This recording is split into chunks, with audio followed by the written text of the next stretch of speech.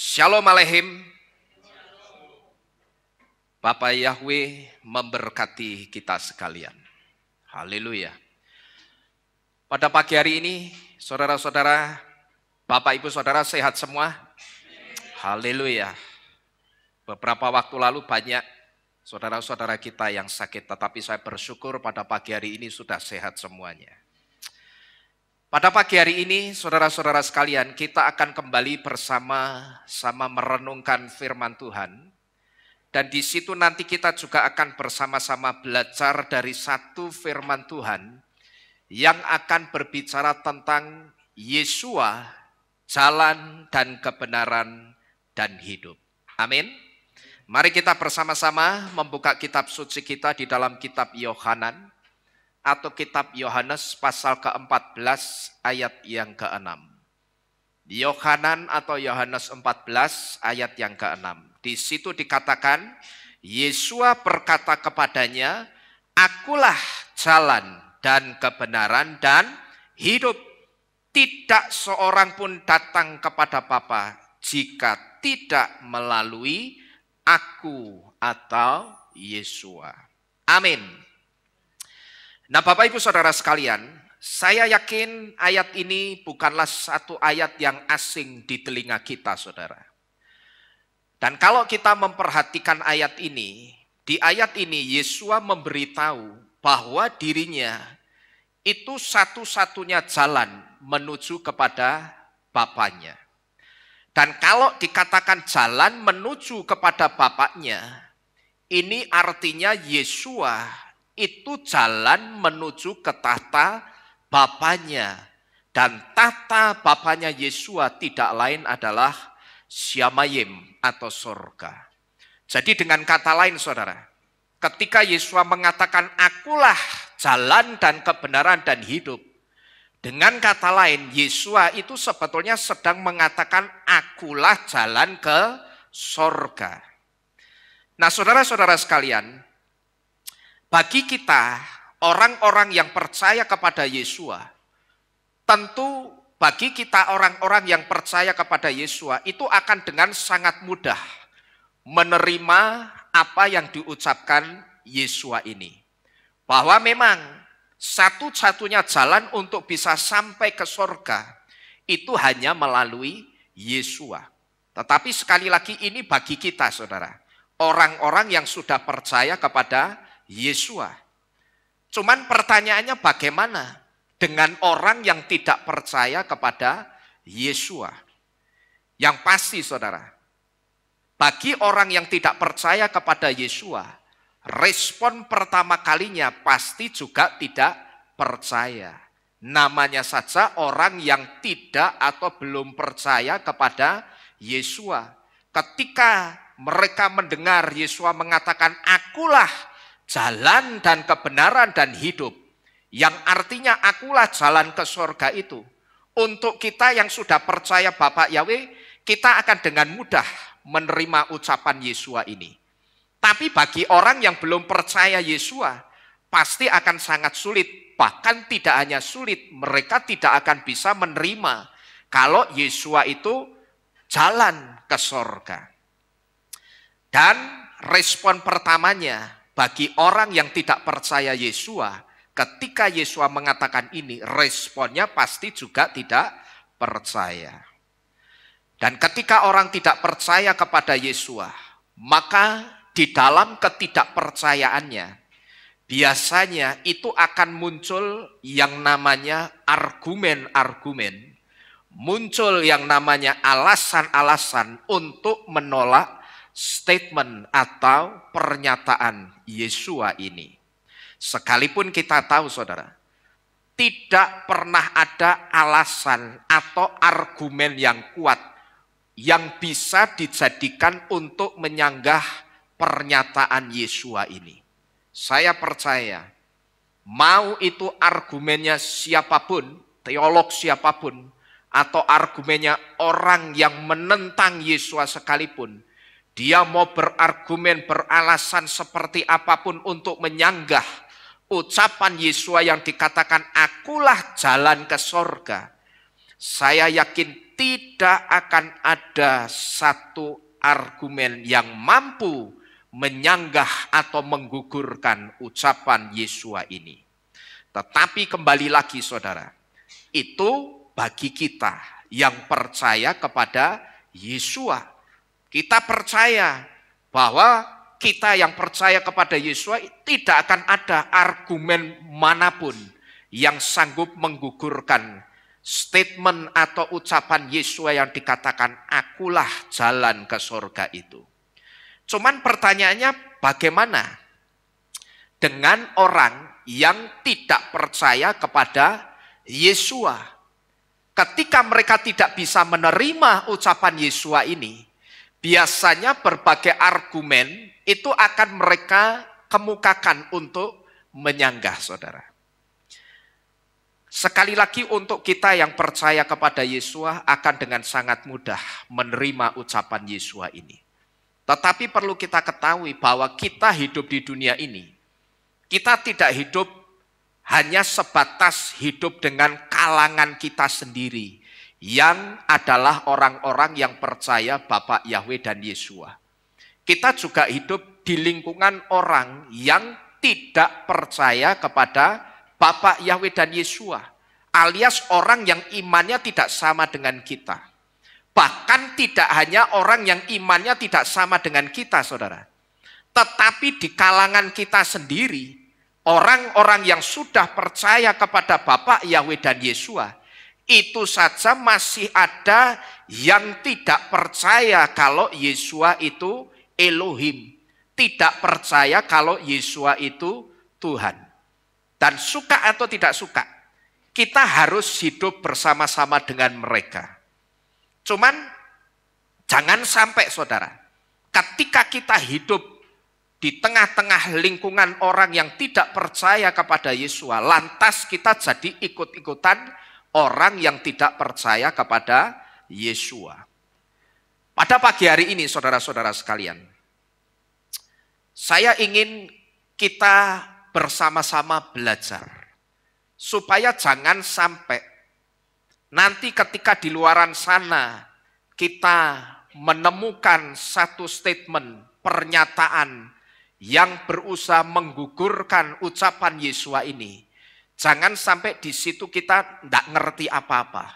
Jangan sampai juga kita tidak bisa menjawab, saudara-saudara sekalian. Nah, kita mesti bisa menjawab.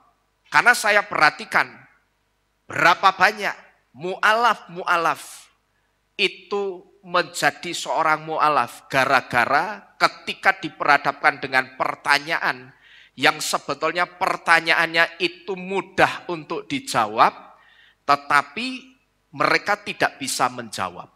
Dan akhirnya mereka menjadi seorang mu'alaf.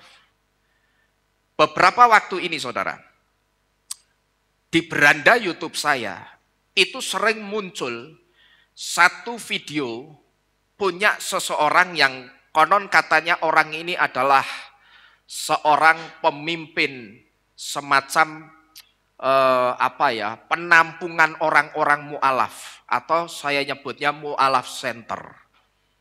Saya tidak perlu sebut namanya, tetapi YouTube-nya sering muncul di beranda YouTube saya.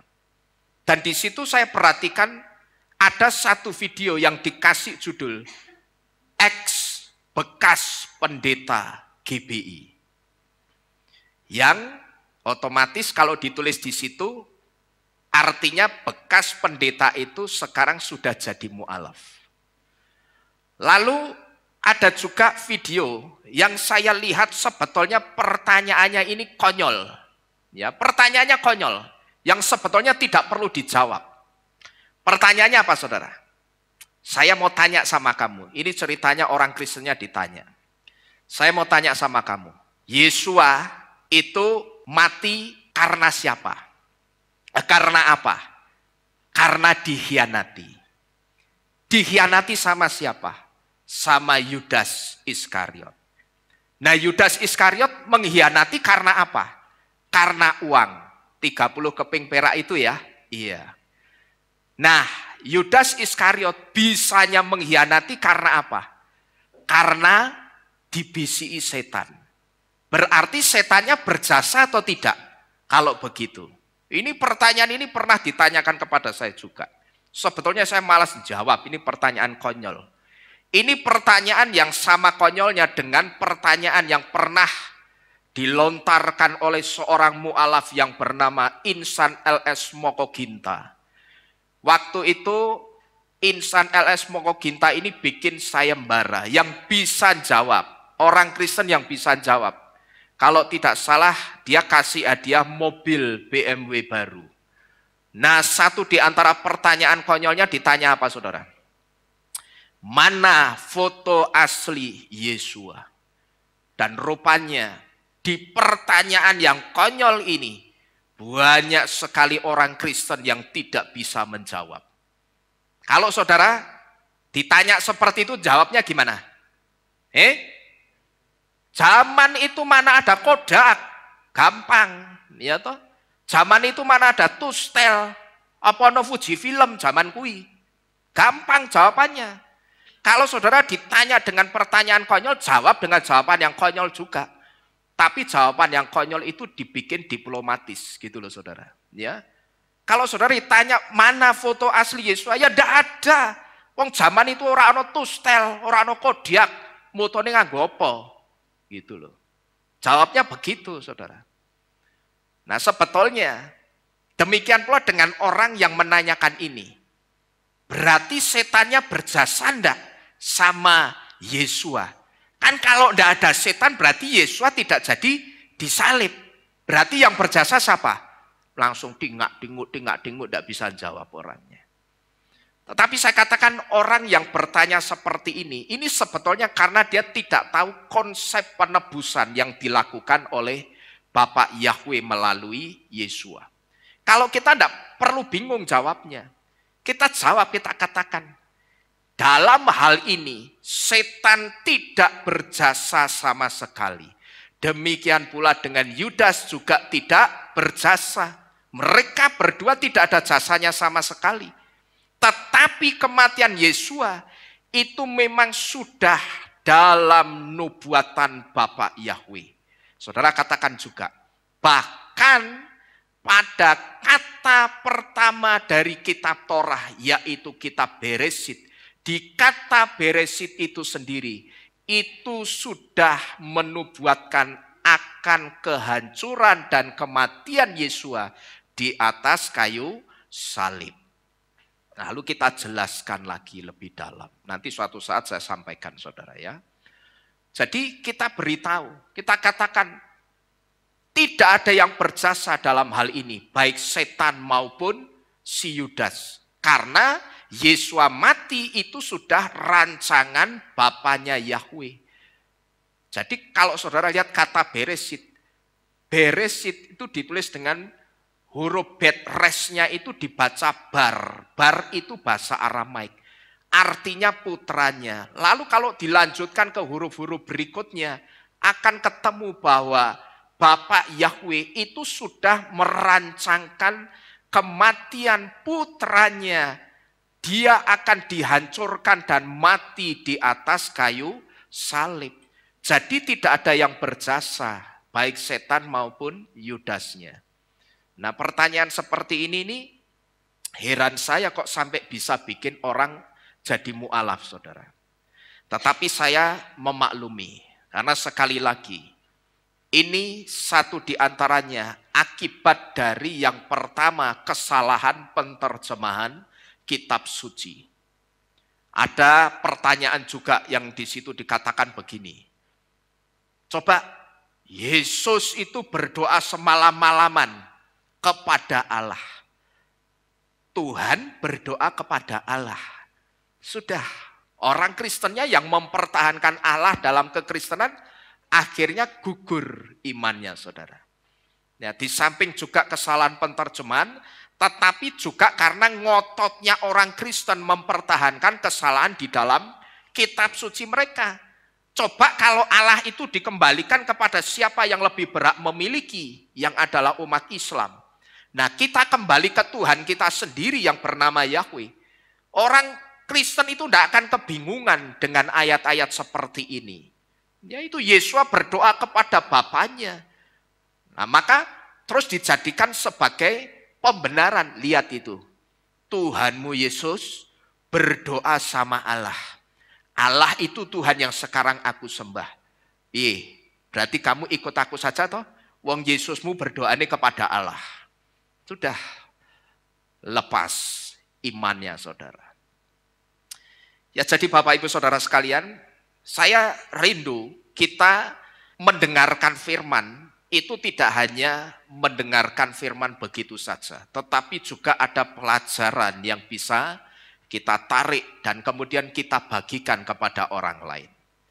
Ya jadi sekali lagi saudara, untuk kita orang-orang yang percaya kepada Yesua, ketika Yesua mengatakan akulah jalan dan kebenaran dan hidup, atau akulah jalan ke sorga, untuk kita yang sudah percaya Yesua pasti tidak akan sulit. Pasti dengan sangat mudahnya kita akan menerima. Tapi bagaimana dengan orang yang tidak percaya kepada Yesua? Dan biasanya ketika mereka tidak bisa menerima ucapan Yesua ini yang dikatakan akulah jalan ke sorga, biasanya berbagai argumen itu akan mereka ketengahkan untuk menyanggah. Dan beberapa di antara argumen itu, yang pertama dikatakan tidak mungkin Yesua itu bisa membawa kita ke sorga.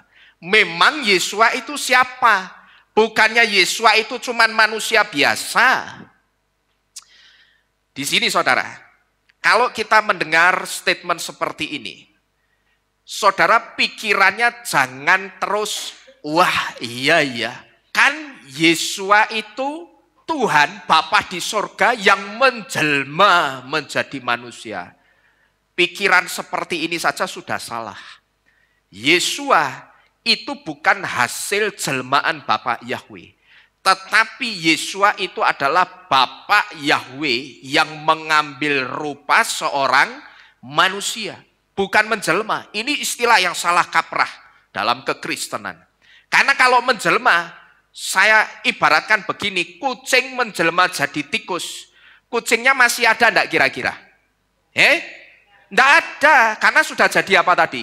Jadi tikus. Masalahnya pada saat Yesua ada di dunia ini, sorganya enggak kosong. Bapak Yahweh masih ada di sorga, di Syamayim. Maka istilah yang tepat itu Yahweh mengambil rupa seorang manusia. Nah di sini kalau kita mendengar statement seperti yang ada di depan ini, kita jangan lantas berpikir, oh iya ya, benar juga ya omongannya orang dari iman seberang itu. Tidak perlu saudara, karena saya bisa pastikan kata-kata mereka ini salah. Nah, kalau kita mendengar statement seperti ini, kita pastikan saja di pikiran kita bahwa orang itu atau orang yang mengatakan ini pasti tidak tahu soal konsep keselamatan dan tidak tahu soal konsep penebusan yang dilakukan oleh Bapa Yahweh. Yesua itu bukan manusia. Karena apa? Karena Yesua itu bukan hasil dari percampuran bibit spermatozoid dan ovum. Yesua itu bukan percampuran sel sperma dan sel telur manusia, bukan. Yesua itu Yahweh sendiri yang mengambil rupa seorang manusia, yang tujuannya mengambil rupa seorang manusia, itu untuk menyamakan kadar kemuliaan. Supaya apa? Supaya manusia yang akan diselamatkan bisa selamat dan tidak mati. Karena kalau Bapa Yahweh itu turun menyelamatkan manusia, masih dalam wujud roh, yang ada manusianya bukan selamat malah mati. Karena kadar kemuliaan roh dan kadar kemuliaan manusia itu tidak sama-sama sekali. Jadi sekali lagi saudara-saudara sekalian, Yesua itu bukan manusia. Sekalipun wujudnya manusia, kita mesti ngerti. Maka kalau ada statement seperti ini, mana mungkin Yesua itu bisa membawa kita ke sorga? Nonsen, itu omong kosong. Kalau dia mengatakan akulah jalan dan kebenaran dan hidup, tidak ada seorang pun yang bisa sampai kepada Bapa tanpa melalui aku, itu omong kosong. Wong dia itu cuman manusia biasa. Nah, orang yang berpikir seperti ini atau mengatakan seperti ini, kita pastikan saja di pikiran kita bahwa orang itu tidak tahu konsep penebusan dan konsep keselamatan melalui penebusan yang sedang dilakukan oleh Bapa Yahweh. Jadi, Yesua itu manusia atau bukan, saudara? Bukan. Karena Yesua itu roh, sama seperti Bapa Yahweh yang wujudnya juga roh. Tetapi dia mengambil rupa seorang manusia. Supaya Bapa Yahweh bisa menyelamatkan umat manusia ciptaannya. Gitu loh. Jadi, kita pastikan saja orang yang mengatakan seperti ini bisa dipastikan orang itu tidak tahu soal konsep penebusan dan konsep keselamatan yang dilakukan oleh Bapa Yahweh. Nah, ini statement pertama, saudara. Saya hanya akan mengambil 2 statement saja, ya. Nah, tetapi rupanya selain menyaksikan Yesua dengan statement yang ada di depan ini, orang yang sangsi kalau Yesua itu Tuhan juga menganggap ketika Yesua ngomong, akulah jalan dan kebenaran dan hidup, yang secara tidak langsung sedang mengatakan bahwa Yesua adalah Elohim atau Tuhan. Orang yang menyaksikan itu juga menyangka bahwa Yesua itu sedang menghujat atau menyamai Elohim seperti kata-kata orang-orang Yahudi atau kata-katanya ahli Torah atau ahli kitab. Nah, di sini saudara, ketika kita mendengar statement ini, kalau Yesua ngomong akulah jalan dan kebenaran dan hidup atau akulah jalan ke surga, kamu tahu sebetulnya Yesuamu itu sedang menghujat Elohim. Dan pertanyaan seperti ini biasanya akan datang dari kalangan kita, saudara. Orang-orang yang juga percaya kepada Bapa Yahweh tetapi tidak menerima Yesua. Mereka akan mengatakan, kalau Yesua ngomong seperti itu artinya Yesua itu sebetulnya sedang menghujat atau menyamai Bapa Yahweh. Nah, itu sesat itu. Nah, di sini saudara, ketika kita menghadapi statement seperti ini, saya akan mengajak untuk saudara menguji 2 hal. Yang pertama, kita akan menguji, betulkah ketika Yesua mengatakan akulah jalan dan kebenaran dan hidup, itu artinya Yesua sedang menghujat Bapa Yahweh? Dan kita juga akan menguji, betulkah Yesua itu jalan dan kebenaran dan hidup, dan hanya melalui dia orang bisa sampai ke surga. Jadi kita akan menguji 2 hal, saudara. Yang pertama, betulkah ketika Yesua mengatakan dirinya jalan kebenaran dan hidup atau jalan ke surga, itu artinya Yesua sedang menghujat Bapa Yahweh? Tetapi kita juga akan menguji, betulkah Yesua itu jalan ke surga? Nah, tetapi kalau saudara sekarang mendengar ada kata-kata menguji, kalau kita sekarang ini akan menguji juga ucapan Yesua ini bukan berarti kita sedang menguji atau mencobai Yesua seperti setan yang mencobai Yesua. Bukan ya. Jadi saudara jangan merasa, wah berarti aku podo setan ki, menguji dan mencobai Yesua. Bukan seperti itu, saudara. Tetapi kita menguji ucapan Yesua ini supaya apa sih? Supaya iman kita itu jangan dibangun di atas dasar katanya. Ngerti saudara? Ya.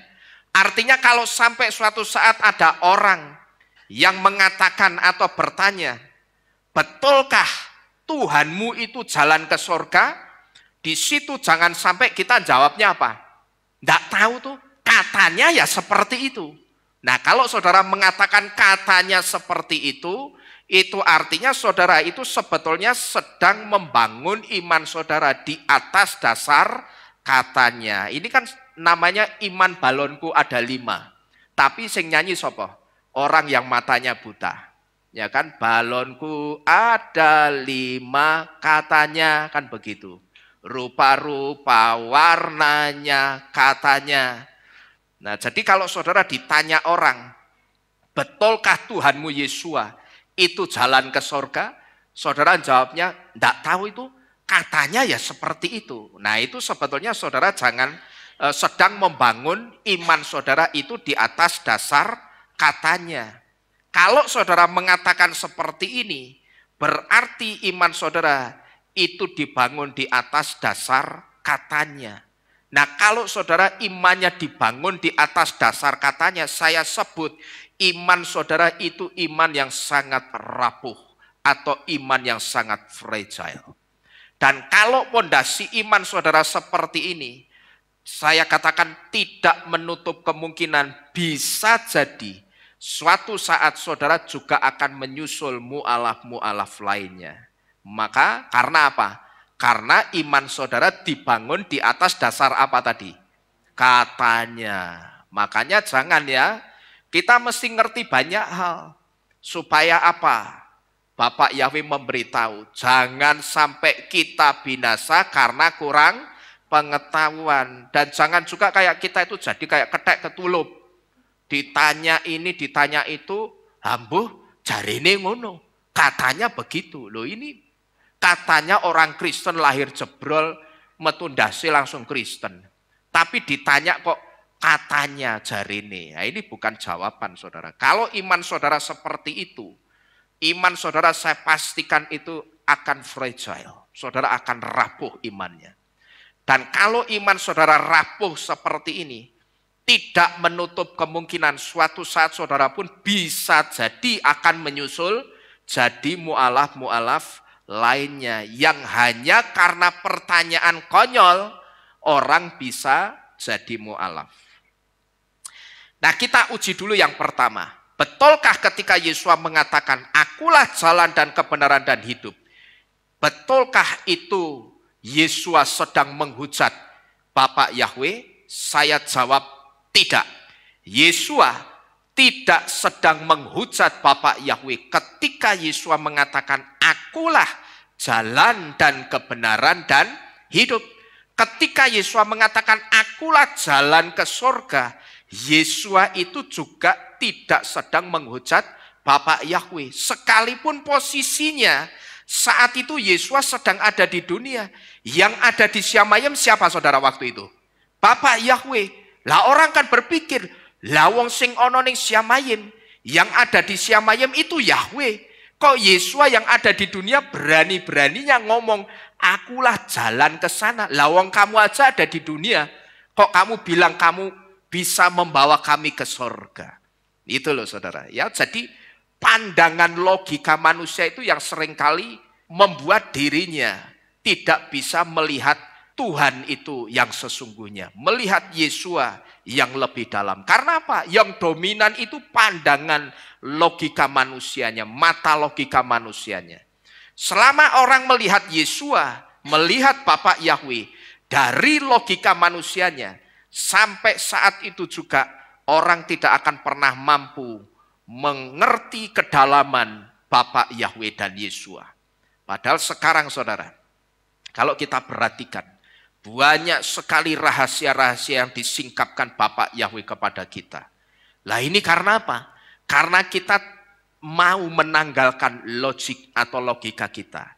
Terus kita pakai apa? Hikmat dan penyerahan total sama Bapak Yahweh. Kita minta pikiran kita dikuasai Bapak Yahweh. Bukan akal budi manusia kita yang menguasai, memegang kendali pikiran kita.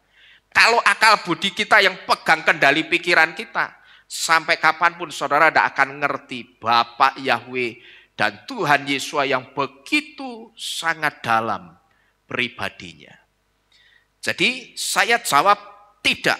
Ketika Yesua mengatakan akulah jalan dan kebenaran dan hidup, akulah jalan ke surga, Yesua itu tidak sedang menghujat Elohim, tidak sedang menghujat Bapak Yahweh. Karena apa? Karena kalau memang Yesua menghujat Bapak Yahweh, seharusnya sama seperti Lucifer, Yesua juga akan menerima penghukuman dari Bapak Yahweh. Karena ketika Lucifer menghujat Bapak Yahweh, dia langsung diapain ini? Langsung dihukum. Gitu loh. Maka saya katakan, Yesua ketika mengatakan akulah jalan dan kebenaran dan hidup, atau akulah jalan ke surga, Yesua itu tidak sedang menghujat Bapak Yahweh. Karena kalau memang Yesua itu menghujat Bapak Yahweh, seharusnya ketika Yesua menghujat, Yesua akan langsung diapain? Dihukum sama Bapak Yahweh. Karena apa? Karena dulu Lucifer ketika menghujat, mau menyamai Bapak Yahweh, dia langsung dihukum. Coba kita baca dulu ayat-ayatnya. Kita buka bersama-sama di dalam kitab Yohanan 10 ayat 31 sampai 33. Di situ dikatakan, kemudian orang-orang Yahudi mengambil batu lagi agar dapat merajam dia. Yesua menjawab kepada mereka, aku telah menunjukkan kepadamu banyak perbuatan yang baik dari Bapakku. Karena perbuatan manakah dari antaranya, maka kamu akan merajam aku? Orang-orang Yahudi itu menjawab kepadanya dengan berkata, kami merajam engkau bukan sehubungan dengan suatu perbuatan yang baik. Perhatikan ini. Melainkan sehubungan dengan apa itu? Penghujatan. Dan karena engkau yang adalah seorang manusia menjadikan dirimu sebagai Elohim. Padahal saudara, orang-orang Yahudi, kalau kita renungkan ya, orang-orang Yahudi itu orang-orang yang di tangannya itu selalu kandil apa? Torah. Di tangannya itu selalu melekat Torah. Tidak seperti kita. Nek kita setiap hari sing kandil lah handphone. Kalau mereka yang lekat kandil di tangan mereka apa? Torah. Bahkan ketika mereka sedang perang pun, mereka juga membawa Torah. Beberapa waktu lalu saya sempat melihat ada seorang tentara IDF, tentara Israel, yang ketika perang dia membawa satu kitab Tehillim yang cukup tebal. Saudara tahu, ketika tentara itu ketembak, rupanya pelurunya tidak menembus sampai ke tubuhnya, karena pelurunya itu kena di kitab suci yang dia bawa.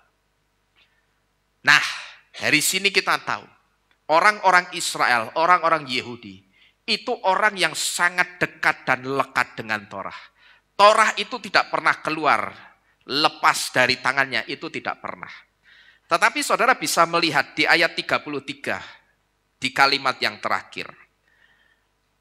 Engkau yang adalah seorang manusia, menjadikan dirimu sebagai apa itu? Elohim. Perhatikan kata, engkau yang adalah seorang manusia. Menyebut kata seorang manusia saja itu sebetulnya kalau diucapkan sama orang-orang Yahudi yang pegang Torah, itu sudah kesalahan fatal. Karena apa? Karena kalau kita perhatikan dari kitab Beresit, kitab Tehillim, lalu kitab Yesaya, di situ ada nubuatan tentang Yesua. Cuman memang Yesaya 53 kalau tidak salah. Itu ditolak, tidak boleh dibaca di dalam sinagog. Karena Yesaya 53 itu jelas menubuatkan tentang Yesua, tetapi kitab itu tidak boleh dibaca di sinagog. Kalau tidak salah, Yesaya 53, koreksi saya kalau saya salah ya. Itu tidak boleh. Nah, kenapa mereka sampai menganggap dengan mengatakan Yesua itu seorang manusia yang saya sebut, mengatakan seorang manusia saja itu sudah salah kaprah. Mereka masih menganggap Yesua itu manusia. Padahal Yesua itu yang setiap hari ketemu dengan orang-orang Yahudi yang ada di situ. Harusnya mereka ngerti bahwa Yesua itu bukan manusia. Tetapi Yesua itu hanya mengambil rupa seorang manusia. Jadi Bapak Ibu Saudara sekalian, di kitab yang pertama ini kita bisa melihat. Sekarang kita lanjut ke Yesaya 14 ayat 12 sampai 14. Yesaya 14 ayat 12 sampai 14, di situ dikatakan, betapa engkau telah jatuh dari sorga, hai Hilal bin Syahar. Engkau telah dihempaskan ke bumi, hai yang melemahkan bangsa-bangsa. Sebab engkau telah berkata dalam jantungmu, saya cek di situ kata dalam bahasa Ibraninya lefavka. Jadi jantungmu saudara. Aku akan naik ke langit, aku akan mendirikan tahtaku di atas bintang-bintang Elohim. Dan aku akan duduk di bukit pertemuan di sebelah utara. Perhatikan ayat 14, aku akan naik melebihi ketinggian awan-awan. Aku akan menyamai yang maha tinggi. Kalau saudara perhatikan di ayat 13, di situ dikatakan sebab engkau telah berkata dalam jantungmu. Bahasa Ibraninya ditulis dengan kata lefavka. Kata lefavka itu artinya jantungmu. Kenapa ini lebih tepat diterjemahkan jantungmu? Karena ternyata keinginan dari Lucifer itu sudah menjadi kehendak. Dia berkehendak apa? Dia menghendaki akan naik melebihi ketinggian awan-awan dan akan menyamai yang maha tinggi. Maka ketika itu sudah menjadi satu kehendak di jantungnya si Lucifer, Bapak Yahweh mendeteksi itu dan Bapak Yahweh tahu seketika itu juga Lucifer itu dicampakkan. Jadi Bapak Ibu Saudara sekalian, kalau memang Yesua itu menghujat, Yesua pasti akan menerima perlakuan yang sama, yaitu penghukuman dari Bapaknya, sama seperti penghukuman yang diterima oleh Lucifer kalau memang Yesua menghujat.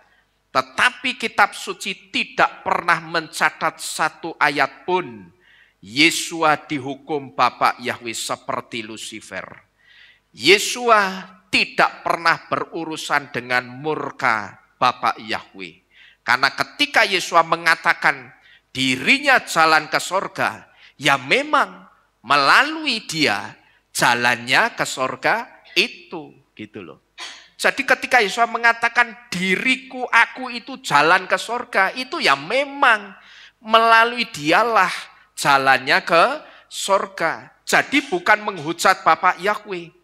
Jadi anggapan menghujat Yahweh, anggapan Yesus menghujat Yahweh itu anggapan yang salah dan tidak terbukti. Ini yang pertama saudara. Kita akan menguji yang pertama seperti ini. Betulkah Yesua itu menghujat Bapak Yahweh? Dan sekarang setelah kita menguji kita tahu bahwa Yesua tidak pernah menghujat Bapak Yahweh. Sekarang yang kedua, saya akan mengajak saudara untuk menguji. Nah kali ini bukan yang kita uji, bukan ucapan atau statementnya orang di luaran sana yang menyaksikan Yesua itu jalan ke sorga, bukan. Tetapi yang akan kita uji adalah statementnya Yesua sendiri yang mengatakan apa? Akulah jalan dan kebenaran dan hidup. Akulah jalan ke surga. Ketika Yesua mengatakan ini, itulah yang akan kita uji bersama-sama. Tetapi sekali lagi, kalau kita menguji, ini bukan berarti kita sedang bersikap seperti setan yang menguji atau mencobai Yesua. Karena kita menguji supaya iman kita itu dibangun di atas dasar iman yang benar. Dasar yang kuat dan kokoh. Jangan di atas dasar apa tadi? Katanya. Kalau di atas dasar katanya sudah tidak usah ikut orang percaya. Tidak usah jadi orang percaya Bapak Yahweh saudara ya. Nah sekarang yang kedua saya akan mengajak saudara untuk menguji betulkah Yesua itu jalan dan kebenaran dan hidup. Dan betulkah hanya melalui Yesua orang itu bisa sampai ke sorga. Tetapi cara kita menguji, kita akan menguji melalui huruf-huruf Ibrani yang menyusun kata jalan, kebenaran, dan hidup dari bahasa aslinya, bahasa Ibrani. Ini cara kita menguji yang paling akurat, saudara-saudara sekalian. Karena ingat, setiap kata-kata yang diucapkan Bapak Yahweh maupun Yesua yang dikatakan dalam bahasa Aram dan bahasa Ibrani, kata-kata itu ada pesan penting di dalamnya yang sangat dalam, yang ketika dilihat dari bahasa di luar dua bahasa ini, di luar bahasa Ibrani dan Aram, maka tidak akan pernah bisa ketahuan rahasia apa dan pesan dalam apa yang tersembunyi di baliknya. Maka cara kita menguji ucapan Yesua ini, kita akan menguji melalui huruf-huruf Ibrani yang menyusun kata jalan, kebenaran, dan hidup, tapi dalam bahasa Ibraninya. Benarkah Yesua jalan dan kebenaran dan hidup? Kata jalan dan kebenaran dan hidup dalam bahasa Ibrani ditulis dengan kata haderek, wahaemet, wahahayim. Hurufnya seperti ini. Haderek, haemet, hahayim. Kata jalan dan kebenaran dan hidup dalam bahasa Ibraninya ditulis dengan kata haderek, wahaemet, wahahayim. Saudara perhatikan ini baik-baik. Kata jalan atau derek disusun dari 3 huruf Ibrani, yaitu huruf dalet, res, dan kaf akhir. Huruf dalet memiliki arti door dan entrance. Door dan entrance ini kalau digabung maka artinya akan membentuk satu arti, yaitu pintu masuk. Sedangkan huruf res di dalam kata derek ini memiliki arti first, dan res itu juga memiliki arti beginning. Yang artinya first itu pertama, beginning itu permulaan. Nah, pertama dan permulaan ini sedang berbicara tentang satu-satunya. Karena segala sesuatu yang disebut satu-satunya, dia pasti menjadi yang pertama dan permulaannya. Dan huruf kaf atau kaf akhir memiliki arti allow atau memungkinkan. Jadi derek artinya adalah satu-satunya pintu masuk yang paling memungkinkan. Ini arti kata derek, saudara. Artinya adalah satu-satunya pintu masuk yang paling memungkinkan. Jadi kalau Yesus mengatakan dirinya adalah jalan atau derek untuk bisa sampai kepada Bapaknya di sorga atau jalan ke sorga, itu benar. Karena apa? Yesus apanya ini? Yesus pintu masuknya, gitu loh. Jadi Bapak Ibu Saudara sekalian, di pengujian yang pertama ini, tidak usah sampai 3 huruf, tapi sampai di 1 huruf yang pertama, di arti huruf yang pertama, ini sudah menunjukkan dan membuktikan. Ketika Yesus mengatakan, aku itu jalan ke sorga, itu benar. Karena apa? Di arti huruf dalet saja, dalet itu punya arti pintu masuk. Ini artinya Yesus itu pintu masuknya. Jadi di pengujian yang pertama ini kita sudah membuktikan bahwa ketika Yesus mengatakan dirinya jalan ke sorga, itu valid dan itu benar. Karena melalui arti-arti huruf Ibrani ini, kita tahu Yesus itu ternyata pintu masuknya ke sorga. Nah, kalau dengan pintu masuknya orang tidak mau terima, kira-kira bisa masuk surga enggak, saudara? Enggak bisa. Lah mau lewat mana? Enggak bisa. Kita kalau mau masuk kemanapun pasti lewat apa? Lewat pintu. Hanya maling atau pencuri saja yang lewatnya mana? Jendela. Atau lompat pagar. Lompat pagar, pintu pagar itu juga gambaran melompati Yesus. Bisa enggak kira-kira? Ya enggak bisa. Kita enggak akan diterima, gitu loh. Jadi kalau orang dengan pintu masuknya sendiri tidak mau menerima, ya enggak akan bisa selamat. Karena kita kalau mau masuk kemanapun pasti akan lewat pintu. Lah kalau sama pintunya sendiri tidak mau menerima, bagaimana bisa masuk ke Syamayim? Atau masuk ke surga, ya tidak akan pernah bisa. Ini yang pertama, bukti yang pertama, melalui kata derek, ketika Yesus mengatakan akulah jalan, ternyata betul-betul valid dan terbukti, dia memang jalan ke surga. Kemudian yang kedua, kita akan menguji lagi, betulkah Yesus itu kebenaran? Kebenaran Yesus juga dibuktikan melalui kata emet. yang disusun dengan 3 huruf Ibrani. Emet artinya adalah benar atau kebenaran. Kalau orang benar, bahasa Ibraninya apa? Sadik. Ya, bedanya itu. Kalau emet ini kebenaran, tapi kalau orang benar apa tadi? Sadik, yang artinya orang benar. Maka kata sedekah atau sedekah itu sebetulnya dari kata sadik, yang artinya orang benar. Sedekah itu apa sih? Charity atau apa? Apa sih nek ngarani charity itu? Amal, ya. Sedekah itu berasal dari kata sadik. Sadik itu artinya orang benar. Nah, ini artinya apa, saudara? Orang dikatakan orang benar kalau dia sudah melakukan sedekah juga. Nah, pertanyaannya ini, kita keluar jalur sedikit ya. Saudara sudah sedekah belum? Saudara sudah melakukan sedekah atau belum kira-kira? Ya, tidak perlu saudara jawab secara langsung, tapi saudara jawab dalam hati saudara masing-masing. Kalau belum, saudara bingung harus bersedekah kemana? Loh Pak, sedekah itu kan konsepnya Islam, keliru.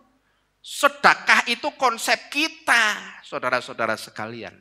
Dan saudara ngerti, di dalam sedekah yang kita lakukan atau sedekah yang kita lakukan, di situ ada satu pesan penting, di mana kalau kita simpulkan pesan pentingnya dengan kita bersedekah, kita itu sedang memberitahu orang cara bersedekah yang benar.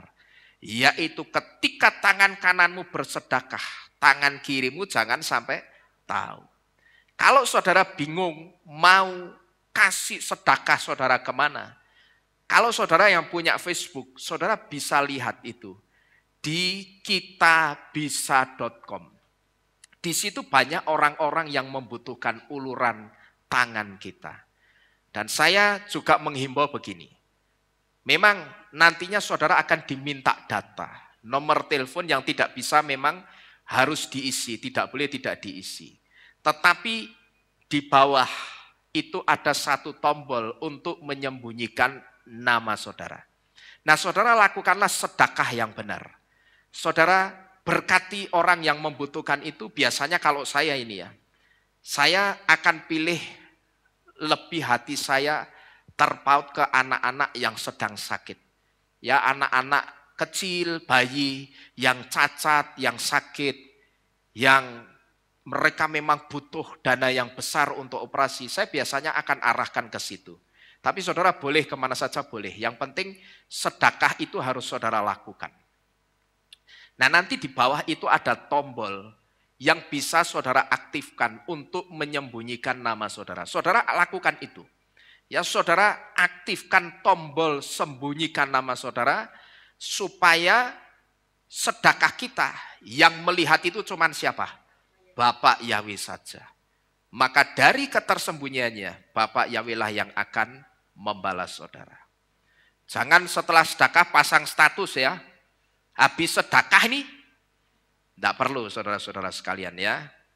Karena saudara sudah mendapatkan upahnya saat itu juga. Dipuji sama orang. Wah hebat ya sedekahnya orang itu. Tidak perlu kita seperti itu. Jadi Bapak Ibu Saudara sekalian, kebenaran Yesua juga dibuktikan melalui kata emet yang disusun dengan 3 huruf Ibrani. Yaitu huruf alef, huruf mem, dan huruf tau. Di mana huruf alef memiliki arti Elohim atau Tuhan. Alef itu juga punya arti beginning atau permulaan.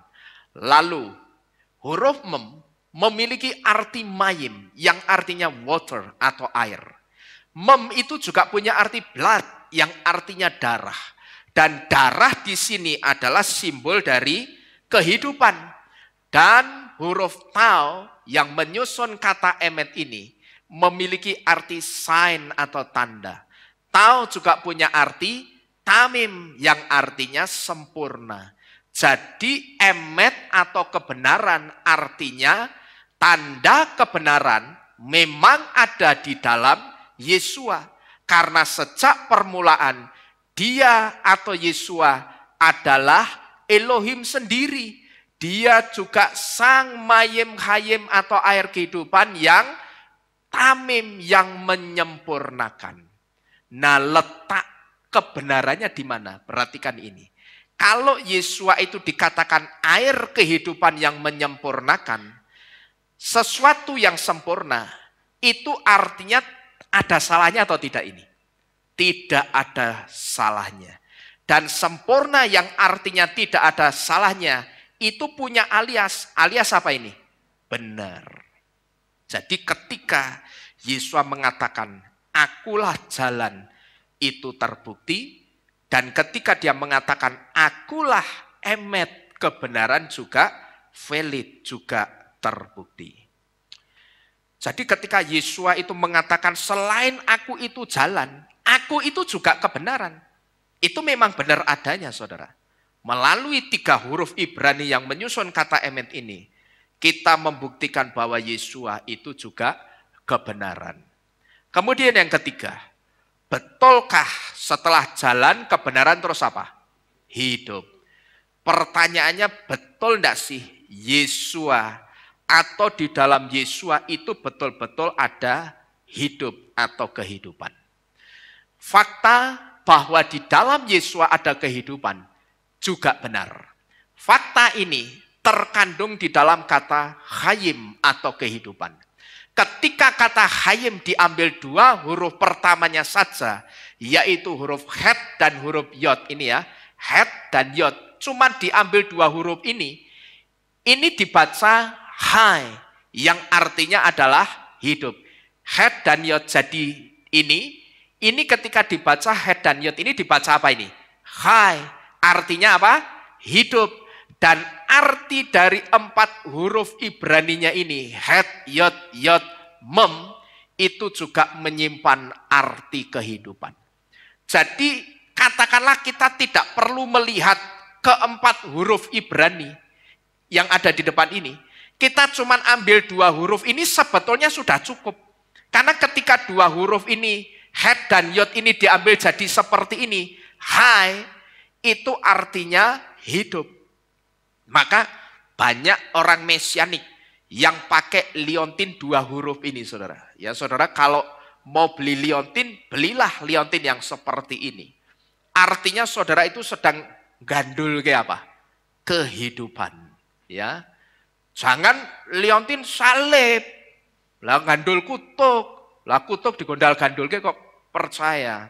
Loh ini salib saya dari emas berlian loh, Pak. Ya toh? Mau emas berlian sekalipun, itu orangnya sedang gandul ke apa jenenge? Gandul ke kutuk, ngerti enggak? Sesuai Galatia 3 ayat 13, salib itu simbol kutuk. Jadi Bapak Ibu Saudara sekalian, kalau saudara pakai liontin, belilah liontin yang seperti ini, ya, yang tulisannya huruf het dan yod, lalu saudara gondal-gandulkan. Wah, itu bagus.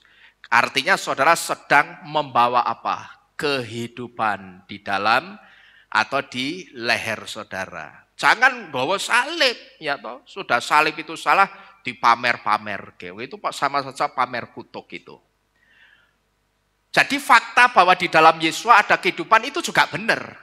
Fakta ini terkandung di dalam kata hayim. Ketika hayim itu hurufnya het, yod, mem, diambil 2 huruf saja. Yang pertama ini, 2 huruf pertama ini sudah artinya sudah hidup. Dan ditambah lagi ke-4 huruf Ibraninya ini, het, yod, mem, itu juga menyimpan arti kehidupan. Hai itu artinya juga hidup, hayim artinya juga kehidupan. Nah, kita coba lihat. Sekarang kalau kita sudah ngerti het dan yodnya itu artinya hidup, kita lihat yang 4 huruf Ibrani ini. Benar enggak ke-4 huruf Ibraninya ini juga menyimpan arti kehidupan? Kita lihat huruf pertama. Huruf het di dalam kata hayim memiliki arti new creation atau ciptaan baru. Dan perlu saudara ketahui, semua ciptaannya Bapak Yahweh itu pasti ada roh kehidupan di dalamnya alias hidup. Semua ciptaannya Bapak Yahweh tanpa terkecuali itu ada kehidupan di dalamnya. Kalau saya katakan ada kehidupan di dalamnya, berarti semua ciptaan itu apa itu? Hidup. Nah, mungkin sampai di sini ada di antara kita yang bertanya begini, Pak, masa semua ciptaan Bapak Yahweh itu hidup? Masa semuanya hidup? Saya jawab, semua hidup. Jangankan ciptaan Bapak Yahweh yang seperti kita manusia ini. Batu saja itu hidup loh saudara. Ya, sebuah penyelidikan itu memberitahu bahwa setiap tahunnya batu itu tumbuh kurang lebih 1 milimeter setiap tahunnya. Nah, kalau batu itu tumbuh 1 milimeter setiap tahunnya, berarti batu itu sajane hidup atau tidak? Hidup, saudara-saudara sekalian. Jadi apapun ciptaan Bapak Yahweh itu ada kehidupan di dalamnya, saudara-saudara sekalian ya. Terus ini huruf Het, yang ternyata Het itu memiliki arti new creation atau ciptaan baru. Dan semua ciptaan Bapak Yahweh itu pasti ada kehidupan di dalamnya. Setelah huruf Het kita akan melihat huruf apa ini? Huruf Yod. Huruf Yod di dalam kata Hayim memiliki arti spirit atau ruah atau roh yang berbicara tentang ruah Hayim atau roh kehidupan. Berarti ada enggak unsur kehidupannya di sini? Ada. Di dalam kata Hayim sendiri, di dalam huruf Yodnya, ternyata menyimpan makna kehidupan. Lalu huruf yang terakhir apa ini? Mem. Dan huruf Mem, di dalam kata Hayim, memiliki arti mayim, yang artinya water atau air. Dan mem itu juga punya arti blood yang artinya darah. Darah di sini jelas simbol kehidupan. Karena di dalam darah itulah terletak kehidupan.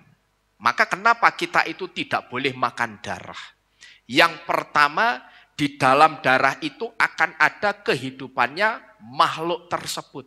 Nah, kalau kehidupan makhluk itu tidak baik, lantas kita makan, maka sesuatu yang tidak baik dari makhluk itu akan apa? Transfer masuk ke dalam diri kita yang memakannya. Yang kedua, kenapa kita tidak boleh makan darah? Ada yang tahu enggak kira-kira? Kenapa? Ayo coba. Kita ngomong-ngomong saudara, kita santai. Masih nanti jam 3 masih lama. Kenapa? Kita tidak boleh makan darah karena apa? Darah itu tempatnya penyakit. Buktinya apa? Orang kalau sakit dicek, diambil apanya? Diambil darahnya. Berarti darah itu juga tempat apa? Penyakit. Lah kalau kita makan darah berarti sama-sama makan apa? Makan penyakit. Itulah kenapa kita tidak boleh makan darah. Di samping darah itu simbol, bahkan tidak hanya simbol, tetapi di dalam darah itu juga ada kehidupan. Nah, jadi Bapak Ibu Saudara sekalian, kalau mayim atau air dan kehidupan dari darah disatukan, yang saudara lihat di depan itu ya, huruf mem di dalam kata hayim memiliki arti mayim yang artinya air, dan di situ mem juga punya arti darah. Nah, kalau air dan kehidupan dari darah disatukan, maka kira-kira akan menjadi kata apa itu? Air kehidupan, ya. Ini kalau saudara perhatikan, mem itu kan punya arti air. Dan juga punya arti apa? Darah yang adalah simbol kehidupan. Nah ini kalau disatukan, digabung, air dan kehidupan jadi apa? Air kehidupan, saudara-saudara sekalian. Jadi ketika Yesus mengatakan, akulah kehidupan, itu juga benar. Dan itu valid, terbukti. Cuman sekali lagi saudara, kita tidak akan pernah bisa menemukan bukti-bukti ini kalau kita tidak melihat dari perspektif Ibrani. Nah Bapak Ibu Saudara sekalian, hari ini kita sudah bersama-sama menguji dan membuktikan bahwa Yesua memang betul-betul jalan dan kebenaran dan hidup. Yesua itu memang betul-betul jalan ke sorga. Kitab suci memberitahu kepada kita bahwa ketika Yesua ada di dunia ini, Yesua itu mengalami 3 fase kehidupan. Yang pertama, Yesua lahir. Yang kedua, Yesua mati. Dan yang ketiga, Yesua bangkit. Cuman pertanyaannya begini, saudara. Setelah Yesua bangkit, lantas Yesua ngapain lagi? Atau setelah bangkit, apa lagi? Apakah sudah selesai begitu saja?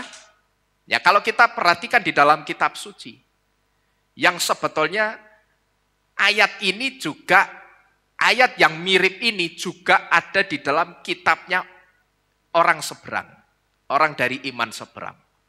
Maka saya sebut ketika mereka mengatakan bahwa Yesua itu sebetulnya tidak mati di kayu salib, tetapi Tuhan mereka mengangkat mereka, yang tujuannya untuk mendakwa imannya orang Kristen atau orang yang percaya Yesua.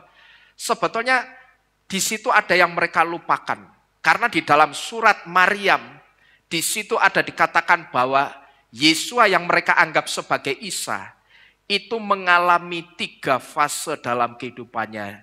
Kelahiran, kematian, dan kebangkitan. Jadi mereka maksudnya mau menyerang iman kita, cuman mereka lupa. Di kitab mereka sendiri ada ayat yang menyatakan itu. Mereka mau menyanggah, yang mati itu bukan Yesua. Jadi kematian Yesua itu berusaha dikaburkan.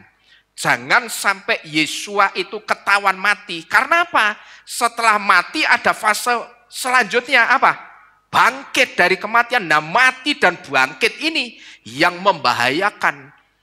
Orang-orang bisa percaya kepada Yesua.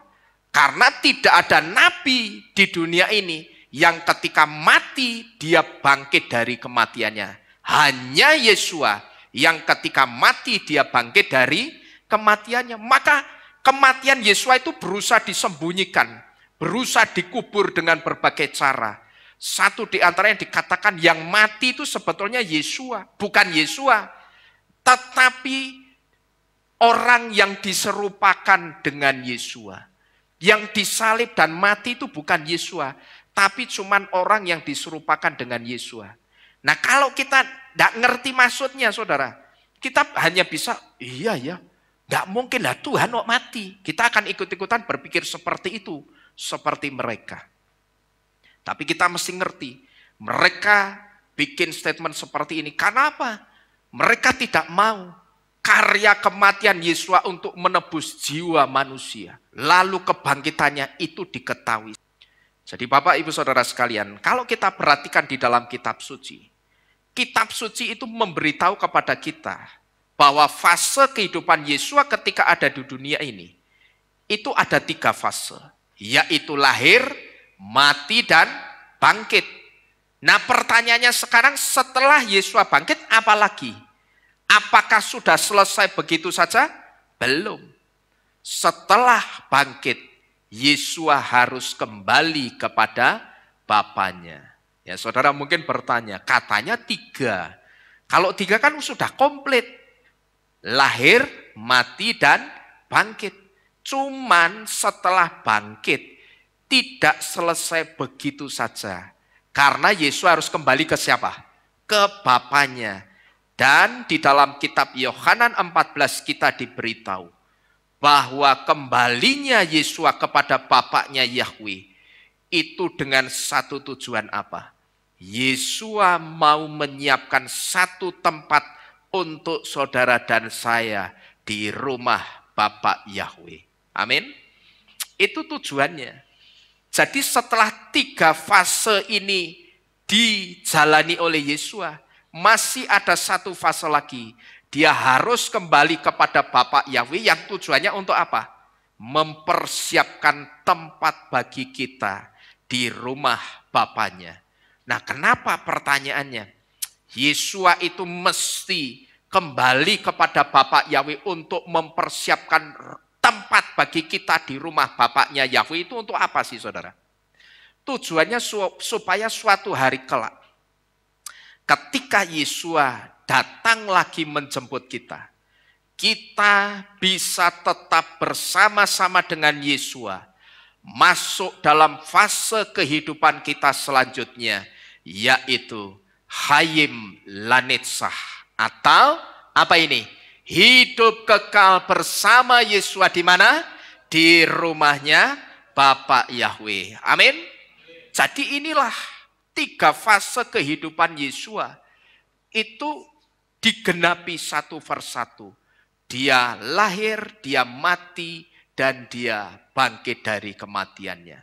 Setelah dia bangkit dari kematiannya, dia kembali kepada Bapa yang ada di sorga. Untuk apa? Mempersiapkan tempat bagi saudara dan saya di rumahnya siapa? Rumahnya Bapa Yahweh.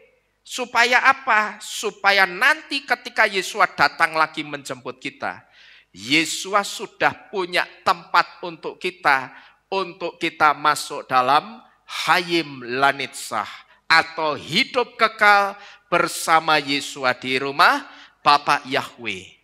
Jadi terbukti sudah saudara, Yesua itu memang jalan dan kebenaran dan hidup.